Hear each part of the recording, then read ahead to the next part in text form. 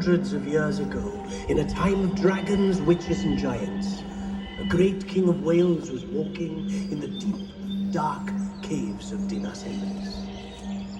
The king was lost, and his hunger was growing. So, imagine his relief when he stumbled upon a huge egg gleaming in the darkness. In those days, it was said that any creature to consume a dragon egg would immediately transform into a dragon.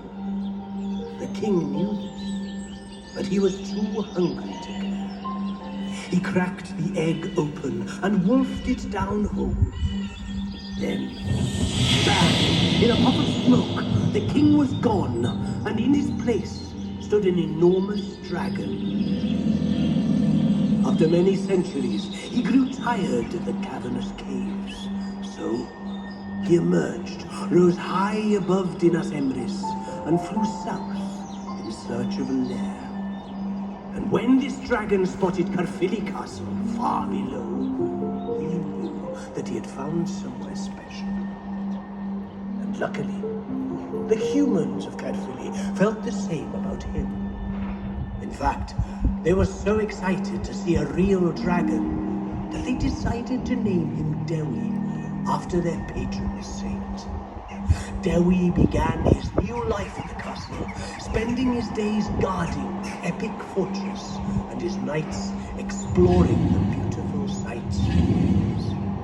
And on a visit to the snowy peak of Snowdon, Dewi heard the soft beating of another bell. He turned around to see a striking female dragon with glistening scales of purple. When asking her name, the female dragon said she didn't have one. So Dewi vowed to call her Dwynwen, after Wales's patron saint of love. As their love grew, Dwynwen decided to move to Caerphilly, and it wasn't long before she had some news for Dewi. She was carrying dragon eggs. Upon hearing the news, he began collecting twigs, branches, and leaves for a dragon nest in the gatehouse below.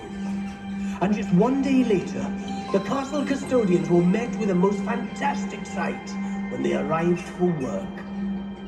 Within the nest were 2 dragon eggs, gleaming in fiery shades of orange, red, and yellow. As the days turned into weeks, there was no sign of the babies, until one evening in May, that is.